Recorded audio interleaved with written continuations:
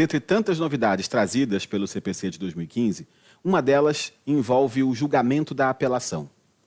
É uma técnica nova de julgamento da apelação prevista lá no artigo 942 do CPC, que a gente chama de técnica do julgamento com quórum ampliado. Ou seja, basicamente funciona assim.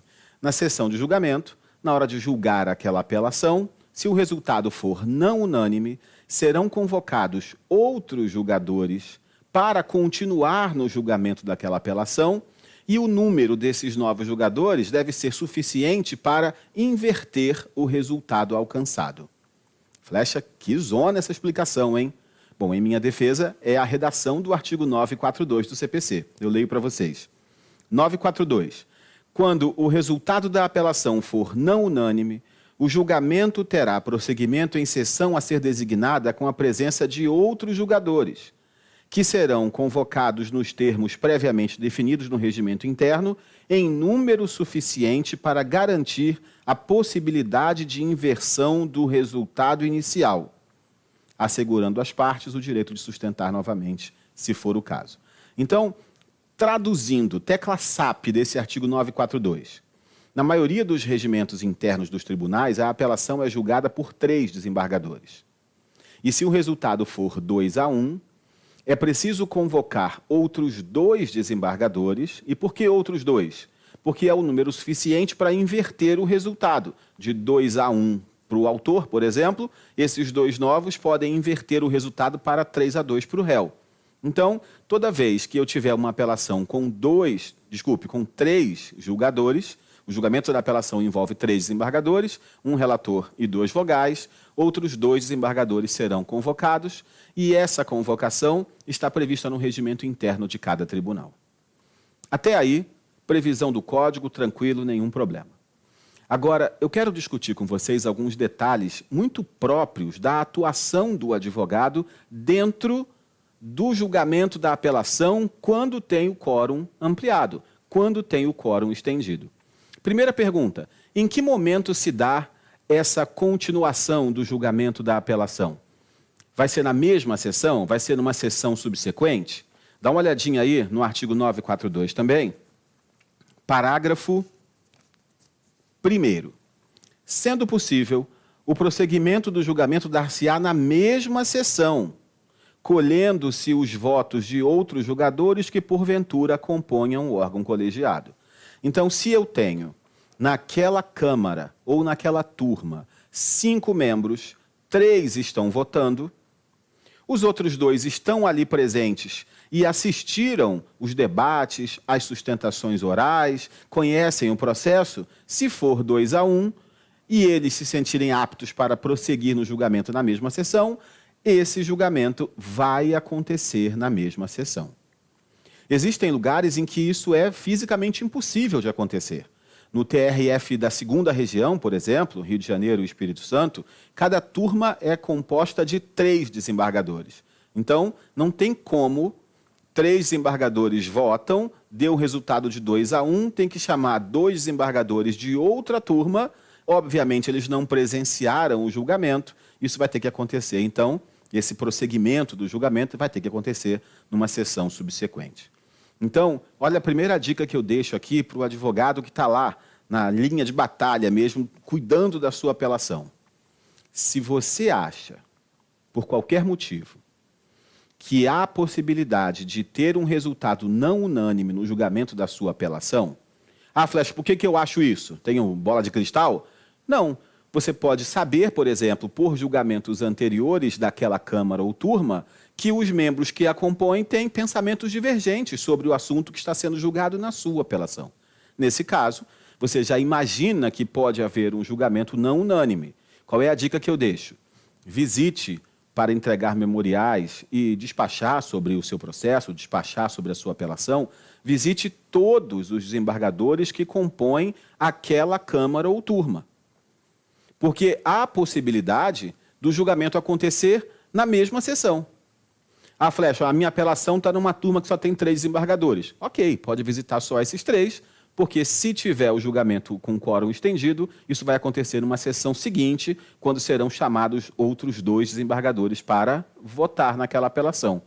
Mas, se você está num órgão colegiado que tem 5 e só 3 é que vão votar, tem órgãos colegiados que têm mais de 5, porque às vezes tem os 5 desembargadores e tem também juízes convocados que fazem a função de desembargador.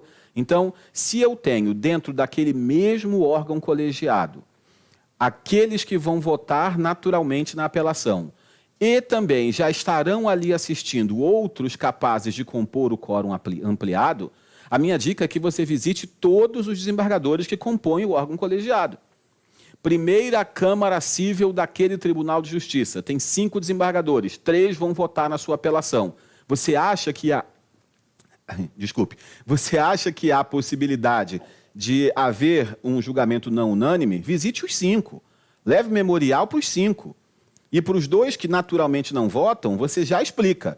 Excelência, o senhor não vota, porque o relator é o desembargador fulano, então o senhor não vai votar, mas caso haja um julgamento estendido e caso seja esse julgamento feito na mesma sessão, aqui está o memorial, gostaria de explicar a Vossa Excelência do que se trata a causa e já faz direto. É uma grande dica que eu deixo para vocês, porque às vezes a gente visita só 3 e quem vai resolver são...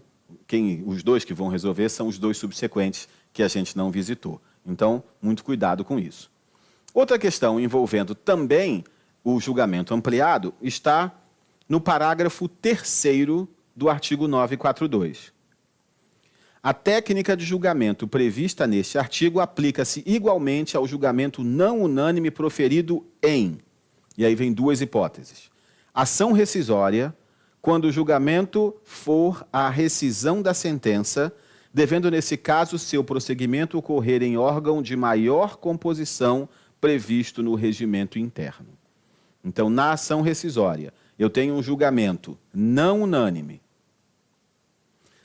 Quando o resultado for rescisão da sentença, ou seja, quando for de procedência do pedido, tem que ser julgado no órgão de maior composição. E, por último, aí no inciso 2, agravo de instrumento, quando houver reforma da decisão que julgar parcialmente o mérito. Bom, aqui uma questão. Agravo de instrumento contra a decisão que julga parcialmente o mérito. É letra de lei. Parágrafo 3º, inciso 2 do 942. Agravo de instrumento quando houver reforma da decisão que julgar parcialmente o mérito. Essa reforma da decisão que julgar parcialmente o mérito é a decisão interlocutória prevista no artigo 356 do CPC, do julgamento antecipado parcial do mérito. É essa. Qualquer outra decisão interlocutória que seja de mérito, que seja parcial de mérito, que seja reformada, não se aplica o 942 desse parágrafo 3º, inciso 2. É exclusivamente para aquelas hipóteses de decisão parcial de mérito do artigo 356 do CPC. Ok? Muito bem. Pergunta. E se for julgamento de embargos de declaração que foram interpostos contra acórdão de apelação?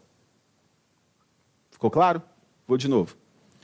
A apelação foi julgada, deu 2-1, teve julgamento estendido do 942, 5 participaram no final, e lá no final deu 3-2, 4-1, 5-0. Nesse caso, a parte prejudicada interpõe embargos de declaração. Os embargos de declaração serão julgados por 3 ou por 5 desembargadores? Deve haver a aplicação do quórum ampliado para embargos de declaração? Flecha, não tem que ter essa ampliação para embargos de declaração, porque o parágrafo 3º é muito claro, ele diz apenas para, além de apelação, ação rescisória naquele caso concreto e agravo de instrumento naquele caso concreto. E só, não tem embargos de declaração ali. Mas aí me vem a dúvida. Se a minha apelação teve julgamento estendido e 5 votaram, os embargos de declaração contra esse acórdão serão julgados apenas pelos 3 iniciais ou pelos 5 que também julgaram a apelação? E aí? Eu deixo essa pergunta aqui e a gente vai debater num outro vídeo. mas já fica o convite para essa pergunta ser respondida pelo professor Ricardo Alberto Pereira. Ele é professor de Direito Processual Civil e é magistrado aqui no Rio de Janeiro, atuando em câmaras cíveis. Eu, sinceramente, não perguntei previamente a ele se eu podia falar do nome dele nesse vídeo e realmente eu não sei dizer se ele tem algum impedimento de responder por causa da sua atuação. Não sei se seria um adiantamento de julgamento. Eu acredito que não, porque essa pergunta é genérica, viu, Ricardo? Essa pergunta é genérica. Em tese, em teoria, poderia ou não poderia? Você topa responder essa pergunta, Ricardo? Beleza.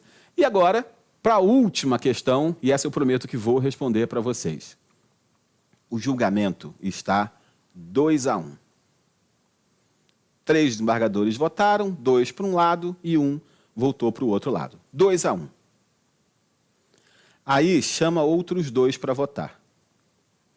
Esses outros 2, está 2-1. Esses outros 2 começam a votação, claro que é um de cada vez, e aí o primeiro desses 2 novos que foram chamados, o primeiro, está 2-1, ele vota aqui, ó, 3-1. O último precisa votar, porque já está 3-1 aqui, ó. Se ele votar para o lado de cá, vai ficar 4-1. Se ele votar para o lado de cá, fica 3-2. Então, 3-1, 4-1, ou 3-2, ou 3-1, não importa. Já vai vencer essa tese aqui. Precisaria, então, chamar esse último magistrado? Ou com 4 já é suficiente? Me digam vocês. 942, parágrafo 2º. Os julgadores que já tiverem votado poderão rever seus votos por ocasião do prosseguimento do julgamento.